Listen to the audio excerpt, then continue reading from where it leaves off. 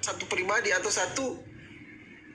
punya keilahian di dalam tubuh Yesus itu. Tidak seperti itu, tetapi Diskusi apa yang diajarkan apa yang disampaikan oleh Bapa itu yang diajarkan oleh Yesus kepada umat manusia pada waktu itu.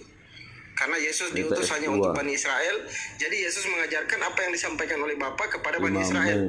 Karena Yesus juga pernah berkata di dalam Yohanes 17 nomor 8, sebab segala firman yang engkau berikan kepada aku ya Bapa telah kuterima, dan aku telah menyampaikannya kepada mereka, dan mereka telah menerimanya. Dan mereka tahu dengan pasti bahwa engkaulah yang telah mengutus aku. Mungkin seperti itu ya Pak Kalingga. Apa benar? Teksnya tidak bisa kita bohongi karena teks perkataan Yesus yang barusan abang bacakan itu adalah teks literal, ya kan? Jadi memang bukan alegoris kan yang itu iya, 17:8 itu. Firman itu adalah kehendak Bapa yang ingin Bapa sampaikan kepada manusia melalui Yesus, telah disampaikan oleh Yesus dalam pengajaran dan praktek hidupnya kepada murid-muridnya dan pendengar-pendengarnya, dan telah diterima. Itu aja kan maknanya. Jadi kesatuan dia dengan Bapa itu bukan kesatuan fisik, bukan kesatuan entitas atau apalah pribadi, bukan begitu. Tetapi kesatuan dalam maksud Bapa itu, kehendak Bapa itu ada di dalam dia untuk dia sampaikan kepada manusia pada zaman itu. Ya mungkin bisa kita ambil kata kunci ya Pak Kalingga Putra, di dalam Bible itu kan ada kata kunci kalau menurut saya. Nah, apa kata kunci utamanya? Itu ada di dalam Yohanes 17 nomor 3. Benar tidak Pak Kalingga? Itu kata kunci, karena kalau di dalam Islam itu ya, kita mengenal dengan 2 kalimat syahadat. Saya menganggap Yesus ini, ajaran Kristen ini mula-mula sebenarnya ini bukan ajaran 3 Tuhan, apalagi menuhankan Yesus, bukan, tetapi ajaran mengenal satu Tuhan, tauhid. Karena dikatakan dalam Yohanes 17 nomor 3, asyhadu alla ilaha illallah wa asyhadu anna Yesua Hamasiya Rasulullah.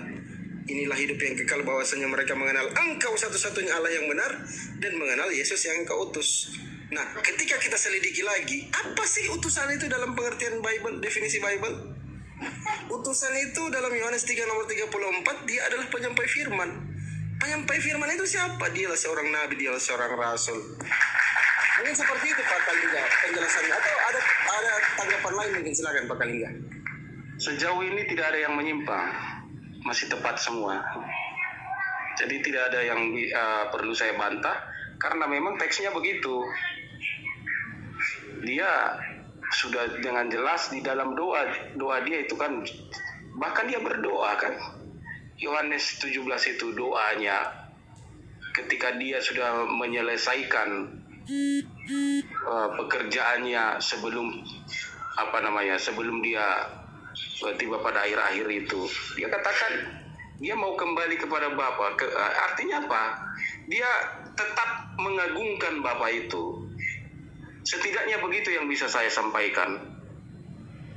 Ya, kalau masalah kita mengartikan dia adalah bagian dari ketuhanan, itu beda lagi nanti pembahasannya. Atau dia adalah nabi, beda lagi. Setidaknya teks yang abang bacakan itu, saya akui dengan tegas di sini bahwa memang dia dengan tegas berkata bahwa engkaulah satu-satunya anak hidup. Tuh kan? Dan Yesus Kristus, yaitu dirinya sendiri, yang engkau utus. Ya, bukan yang kita utus, tapi engkau utus. Jadi ini kita memakai logika, sudah jelas ini ada dua pihak di sini. Baru berapa minggu? Yang diutus dengan yang diutus, yaitu. Dan dia berdoa di depan murid-muridnya itu, makanya dicatat itu. Mungkin kurang potong lagi tuh. Dia berdoa, dia tidak bicara bisik-bisik atau bicara dalam hati. Dia benar-benar bicara seperti manusia berdoa. Ya itu, makanya tadi ayat yang saya kutip juga dari tulisan Paulus berkata, bagi kita hanya satu Allah saja, yang dari dia segala sesuatu itu bersumber, dan satu Itu dipakai kata Tuhan Itu dalam ada bahasa Islam. Indonesia. Tuhan ya. Itu tuh harusnya Ini Tuhan yang bilang. kurios ya. Ya, kurios. Satu kurios saja. Ini kan berbicara tentang pengikut-pengikut ajaran yang disampaikan Paulus atau ajaran kekristenan pada saat Alhamdulillah, itu kan. berbahagialah Tidak yang udah berbicara mualaf. secara dunia. Sudah dibongkar Ya Pak kan? Pendeta Karena siapa Yesus sebenarnya. Yesus Tuhan adalah di situ manusia pengertiannya sempit. atau nabi. Punya Kecuali mujizat. kalau dikatakan Tuhan semesta alam, baru pengertiannya sempurna, seluruh dunia, seluruh semesta. Tetapi karena dikatakan itu konteksnya adalah berbicara kepada jemaat Kristen, dan kemudian dia berkata kurios di situ sebagai Tuhan atau Master, junjungan. Ya, apa bedanya dengan teman-teman Muslim dengan berkata junjungan kita Nabi besar Muhammad Sallallahu Alaihi Wasallam? Kan itu kan tidak ada bedanya itu. Karena diterjemahkan menjadi Lord, menjadi Tuhan ke bahasa Indonesia, itu yang bikin kacau. Kalian pun kalau kata junjungan diterjemahkan jadi Tuhan, nah kacau juga jadinya kan? Benar Pak Kalingga. Iya, jadi di situ aja perbedaannya itu. Tapi kalian tetap di bahasa apapun tetap dengan tidak pernah berkata our Lord Muhammad, tidak pernah begitu. Selalu berkata, paling di Indonesia umumnya berkata junjungan kita Nabi besar gitu. Jadi junjungan ya wajar. Apa? Tapi bukan dia Tuhan semesta alam. Iya, supaya nggak kena hujan nggak panas hancur. Kita tutup satu kali aja, jangan dulu turun. Kita tutup satu kali aja. Mungkin kalau ada waktu sebentar malam Pak Kalingga bisa gabung lagi di Komar, Yesus nanti saya ternyata share utusan lagi. Nabi Rasul, Supaya bukan teman-teman juga Tuhan, yang lain, oleh yang Allah. Kristen yang tersesat ini bisa Teman-teman dapat Kristen edukasi, segera bisa bertobatlah, tercerahkan begitu, Pak Kalingga karena Putra. Ya, memang di setidaknya bibir jangan Anda jadi bigot tidak lah. saja Biarpun tetap jadi Kristen, tulis tapi jangan adalah bigot. utusan Bigot itu Bapak. artinya Kata-kata terindoktrinasi kan itu. Apa ada bedanya Bapak dengan cukup banyak teroris di kalau Anda. gitu kan? Sibolisnya tadi itu Iya, maunya. beragama kok metode teroris kan gitu kan, indoktrinasi. Jadi memang paling gampang di dalam beragama itu adalah mengajarkan doktrin, indoktrinasi namanya. Itu paling gampang yang dilakukan. Jadi begini, iya kan, begini, iya kan. Tidak dipikirkan, tidak dikunyah dulu, tidak dicicipi, diresapi, baru ditelan. Asal telan bulat-bulat. Akhirnya ketemu orang yang berbeda, langsung menyangkal dia karena dari awal tidak pakai ke otak, di shutdown otaknya. Mana jadi itu makanya teman-teman yang termute itu Pak Kalingga, termute. Pak Kalingga, bukan sedang mencaci maki, bukan sedang menjelekkan iman kekristenan. Teman-teman Muslim juga menghormati keimanan orang Kristen. Ketika itu sudah tiba kepada ranah kepercayaan. Tetapi ketika kita berbicara tentang teks, bukti teks, ya jawablah dengan teks, jangan jawab dengan tafsiran. Kecuali teman-teman Muslim bertanya tentang bagaimana pemahaman Anda tentang ayat ini, baru kau keluarkan tafsiranmu. Tapi kalau yang ditanya bagaimana teks ini, mari kita bicara secara logika. Ya bicara logika, jangan dijawab dengan doktrin. Nggak nyambung, ribut nanti di komal itu. Habislah kalian dipel-peli teman-teman Muslim, ketawa-ketawa lagi saya menonton dari bawah. Coba saya, Umi Ripa itu dikenal orang keras banget karena dia memang agak berpendidikan dia juga kan. Udah berapa kali ini keempat kayaknya atau kelima saya ketemu dengan beliau. Tapi tidak ada saya dipel-peli, teman-teman yang lain habis sampai merah-merah mukanya. Karena asal maju, asal pergi kau berperang, udah ku bilang jangan pergi kau, naga bonar.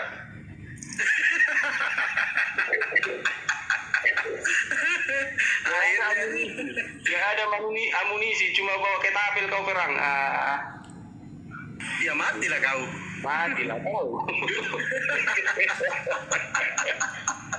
Karena ini dunia udah maju, Bang. Nggak ada lagi bigot-bigot. Nggak boleh kita bigot sekarang ini. Harus terbuka. Kalau ada kelemahan di pihak ajaran kita, ya memang begitulah adanya. Tinggal bilang begitu kan? Betul. Saya sudah sering begitu. Itulah ada. Seperti tadi saya ketika bicara dengan yang orang dari luar itu, yang Pakistan itu, yang bahasa Inggris. Ya, kalau karena saya terserah saya bilang, kalau belum kebingungan, belum masuk ke ke konsep Trinitas, kan saya bilang, itu kan pada ketawa jadinya, nggak mengerti. Karena Trinitas itu kayak labirin, satu pintu masuk harus dari situ juga keluar.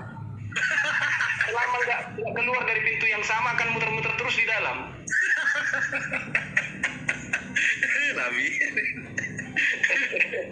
Ya kan ada yang mengakui juga kemarin Pak Kalingga bahwa Trinitas Tritunggal itu adalah konsep buatan manusia di luar Alkitabiah. Dia tidak Alkitabiah. Makanya semakin menegaskan bahwa percuma mereka beribadah kepadaku, sedangkan ajaran yang mereka kerjakan ialah perintah manusia. Itu ada di Marlina Sitorus 15 nomor 9. Matius, sorry. Bata mana ini Pak Kalingga? Saya pak saya. Oh pak. Iya. Jadi apalah, itulah adanya Bang. Jadi ya nggak apa-apa lah kalau yang memang agak ada gila-gilanya ditempelengnya aja sampai merah-merah mukanya. Supaya pada mikir, supaya didalami lagi agamanya. Maksud kalian itu bagus kan? Kalau memang nggak bisa mendalami agamanya, ya udah masuk Islam aja dia. Iya betul. Gitu loh. Ya supaya juga pada mikir itu. Maaf kok nggak diajari. Gitu. Jangan ini lagi Pak Kalingga, ini pengikut Lucifer ini. Apertengo ini. Apa aliran beliau ini? Apakah ini alirannya lagi Martin Luther ini. Tiga Tuhan lagi ini. Coba apa kau mau tanya kamu? Silakan tanya kau. Apertengo, selamat datang. Ya, selamat datang Pak Kalingga dan Pak Fandi. Ada yang perlu kita bicarakan, Bang? Ya, gimana ya ketika saya mendengar percakapan antara Fandi dan Kalingga Bupang, saya sangat senang kalau kedua bapak berbicara tentang ajaran agama kedua bapak. Tetapi kalau kedua bapak berbicara dan membandingkan ajaran agama yang di luar ajaran agamamu, saya rasa itu juga kurang. Itu Pak Kalingga Kristen loh, itu Pak Kalingga Kristen. Nah, saya sudah ikuti dari tadi. Ya, marilah kita berbicara yang fair aja gitu. Halo? Iya. Iya Bang Apertengo, kita bicara dari tadi baik-baik loh. Sudah berjam-jam ini, ada 2 jam atau lebih dari tadi itu. Dan orang-orang yang kita ajak bicara itu orang-orang yang santun, orang-orang yang memang menggunakan daya pikirnya untuk membahas suatu topik pembicaraan. Tidak ada keributan dari tadi. Nah ya memang gak ada keributan sih, kan 2 orang ngomong sendiri gak ada keributan. Bukan, kami ini berdua sudah mau tutup pintu kamar ini karena kami sudah pulang.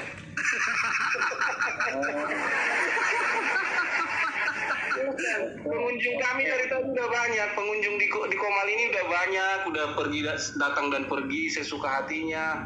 Semua setelah puas semua dengan pembicaraan, teman-teman di bawah juga sudah pada ucap syukur semua, alhamdulillah. Jadi Bapak datang-datang dengan kecewa. Apa yang bikin Bapak kecewa? Puji Tuhan katanya. Sudah praise the Lord semua dari tadi. Terus tiba-tiba Bapak seperti merasa tidak puas. Padahal kami tidak ada menjelekkan ajaran agama.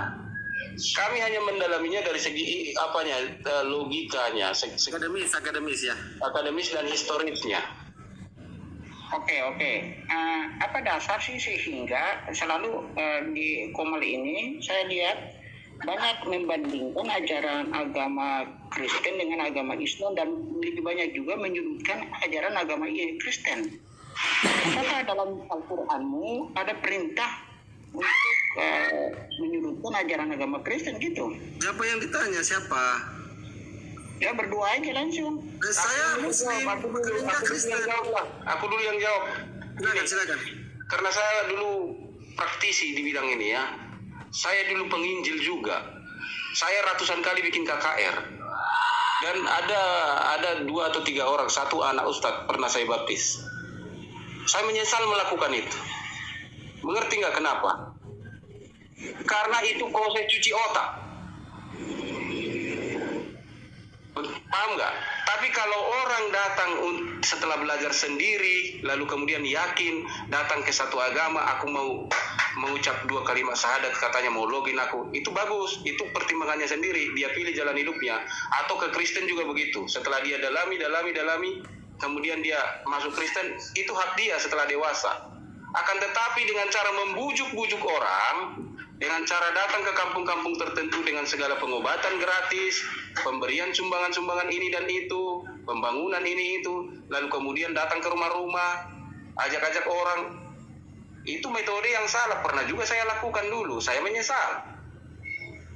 Setelah kita makin dewasa begini, artinya Bapak, yang memulai ini semua sebenarnya kita tidak tahu lagi siapa. Akan tetapi mereka ini di Komal ini bukan memulai, tapi merespon. Paham? Kita yang memulai kalau di Komal-Komal begini, YouTube, lihat siapa yang pertama keluar-keluar di YouTube. Coba lihat, sampai ditangkapi polisi itu, didumuri tai, di penjara. Makanya jangan sembarangan. Lalu Saifuddin Ibrahim itu sampai kabur ke Amerika itu, pulang. Paul Jang ngaku-ngaku Nabi keberapa dia itu, ke-26. Itu kan Nabi ke-26 maksudnya itu mau menduduki merendahkan Nabi Muhammad. Kan itu hal-hal seperti ini kita yang pertama udah kecil, udah secuil, masih mau menantang-nantang pasukan besar. Kita yang memulai perang, makanya mereka sambut dengan senang hati. Jadi mari kita juga koreksi diri kita, Pak Apertenggo. Di gereja juga diajarkanlah, baik-baiklah ke teman-teman muslim. Jangan memanggil perang sebelum waktunya. Jangan memanggil badai sebelum waktunya. Mereka masih baik kepada kita di negeri ini, bebas kita beragama. Tapi tiba-tiba kita selalu jukit-jukit mereka, selalu tusuk-tusuk pelan-pelan mereka. Ya, mereka juga marah lah. Saya yang punya keluarga muslim banyak, saya tidak senang juga dengan cara-cara seperti itu. Jadi itu Pak Apertenggo, bukan ini jawaban dari saya aja, nggak usah Bang Fandi yang menjawab, karena saya tahu kronologinya bagaimana. Mereka juga kalau kita udah terus terang ngomong, begitulah keyakinan kami Bang Fandi, bagaimana lah? Oh begitu ya, udahlah makasih lah, paling begitu dia bilang. Tapi kalau kita ngeyel dalam berdiskusi, ya karena begini, habislah kita dipel-peli. Itu Bang. Jadi kita tidak bisa lagi membatasi orang untuk membicarakan apa selama itu santun dan tidak melanggar undang-undang. Di komal-komal di dunia maya seperti ini, tidak bisa lagi. Keterbukaan informasi, akses kepada segala informasi. Bahkan kita Kristen nggak tahu bahasa aslinya, pendeta pun nggak tahu, banyak yang nggak tahu bahasa Yunani, membaca aja nggak tahu. Mereka ini debater-debater dari Muslim banyak yang tahu bahasa Yunani, bahasa Ibrani. Macam mana pula lah itu mau berperang kita, matilah kita. Jadi ini semua adalah untuk mengajarkan kepada kita, baik teman-teman kita yang beragama Islam, baik orang Kristen, supaya sungguh-sungguh beragama. Sungguh-sungguh belajar, sungguh-sungguh mengaji, sungguh-sungguh datang ke rumah ibadah untuk melakukan ibadah masing-masing. Itu pesan moralnya. Bukan jangan dimaknai, ini kok Islam selalu membahas Kristen. Ya makanya kalau kamu nggak mau dibahas agamamu, bahas. Kalau kamu nggak mau kita mau diacak-acak orang, ya baca. Itu. Ini satu ayat pun tak tahu, naik ke Komal. Udah dilihat judul Komal, jangan paksa Yesus Tuhan, naik pula dia, satu ayat pun tak paham dia. Ya ini pahit, karena dalam bahasa saya pagit ngotambar, itu bahasa Pak. Artinya obat itu pahit. Jadi kalau omongan saya di sini pahit sebagai orang yang belajar teologi, teman-teman Kristen, ya udah perubahi hidupmu. Baik-baik kau beragama, nggak usah sindir-sindir agama orang, nggak usah hina-hina nabi orang. Baca Alkitabmu, rajin kau ibadah, lakukan amalan-amalan ibadahmu. Udah beres semua itu. Kalau nggak betah lagi kau pindah kau ke Islam. Kali aja di sana kau lebih betah. Oke. Ini dari tadi saya